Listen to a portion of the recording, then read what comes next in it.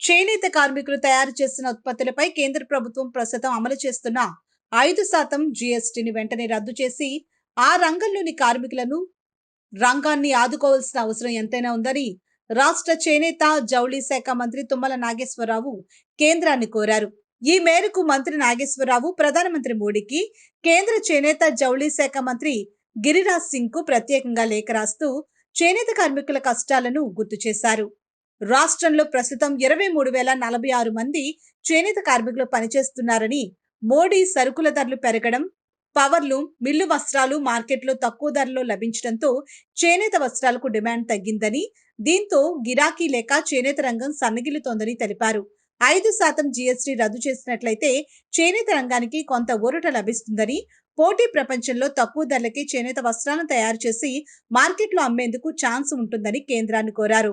వెంటనే కేంద్రం స్పందించి జీఎస్టీని రద్దు చేసి ఉత్తర్వులు జారీ చేయాలని ఆయన కేంద్ర ప్రభుత్వాన్ని కోరారు.